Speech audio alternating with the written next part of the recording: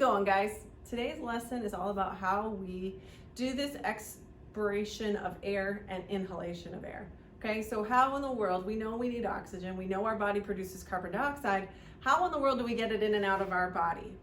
Okay, respiration, in your notes, it says the respiratory system delivers oxygen to your blood while removing carbon dioxide.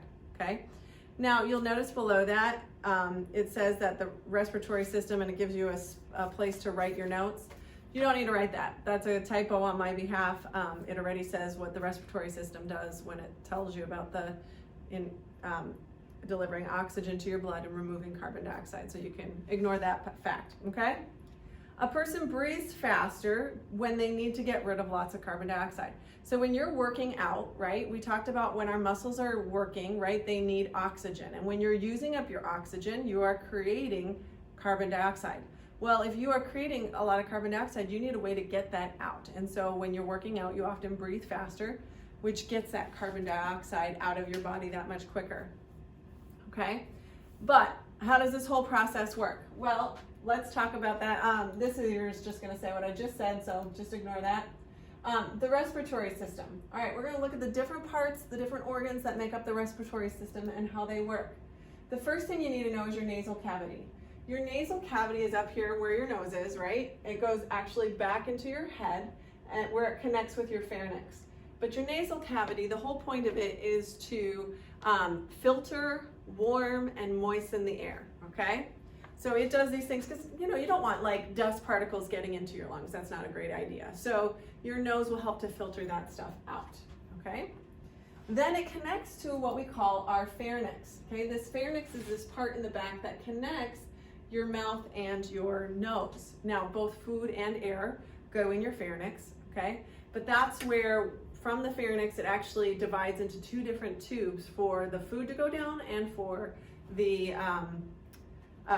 air to go down, okay? Now, we talked about the one tube already. If you remember from our digestive system lesson, it is the esophagus, okay? So if you're eating food, it will go down the tube of the esophagus and into your stomach.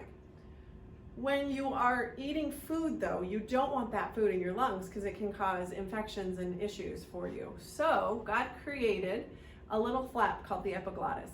And the epiglottis, essentially what it does is when you're eating and you go to swallow your food, the epiglottis closes over your trachea, okay? And so that helps to keep the food from going in there, and that forces it down the esophagus instead of the trachea. Okay, so we've got our pharynx, okay? From the pharynx, the next thing that it goes to is what we call the larynx. Your larynx is your voice box, okay? It also helps, that's where the epiglottis is, so we said that's where it keeps food from entering your trachea. It's where your vocal cords are. You can also think of your larynx as your voice box, okay? From there, the air goes to what we call our trachea, or our windpipe, okay? That is this blue one that is coming down here, okay? Your trachea takes the air down and it divides it into two different branches of your lungs, okay? That branch where it separates, that's called your bronchi. So the trachea branches into two bronchi, one leading to each lung. The two lungs are made up of a spongy tissue. I really wish we could like dissect the pig together because you would see that the lungs have sort of this like spongy quality to it, and if you're not very careful with it, they'll like fall apart and like break apart because they've got this sponginess to them. I'm hoping that maybe we can get together in the summer if they lift this band and we could maybe do a dissection for anyone who's interested, but we'll just have to wait and see on that. But the lungs have these this spongy quality to it. Now inside of your lungs, you'll notice here we've got the two lungs. One is showing you kind of the outside of what the lung looks like, and this one shows you what the inside. So you'll notice the bronchi divides into all these different branches, okay? Those branches are called bronchioles, and at the end of each bronchiole is what looks like a bunch of grapes. Now these bunches of grapes are actually called alveoles. Alveoles are really small, super tiny structures where the gas exchange takes place. Now, an alveoli, there's millions of them in your lungs. They look like this, okay? So kind of like a group of grapes, right?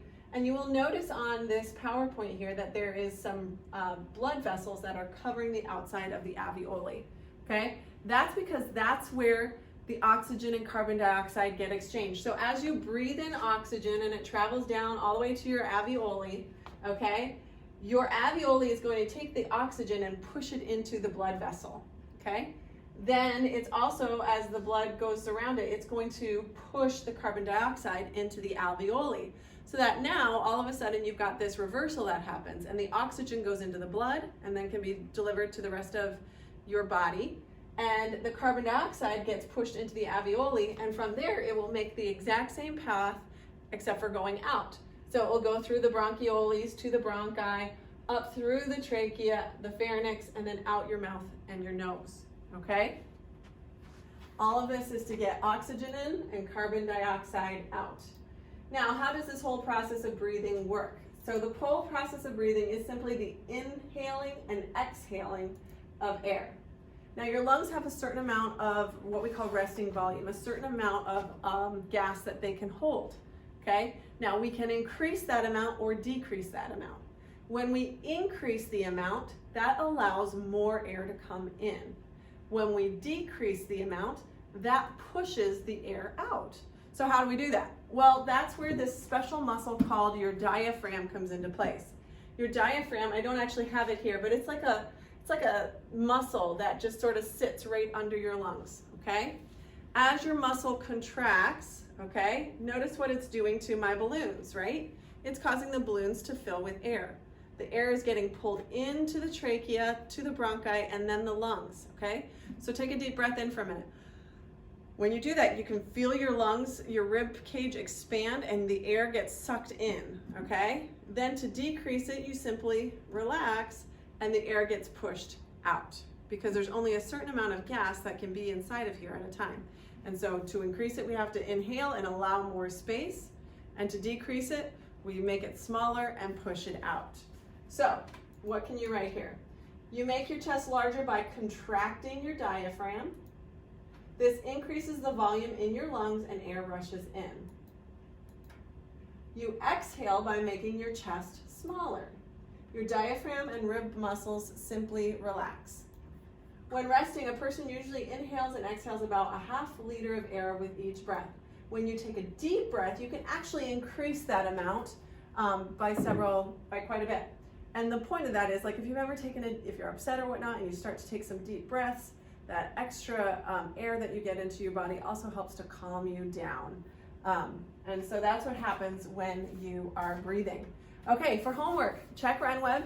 Okay, we're gonna Zoom tomorrow. We'll go over some more of this. We'll look at that incredible body, and you'll get to see your lungs in action. And I hope you guys are well. I miss you. Have a great day.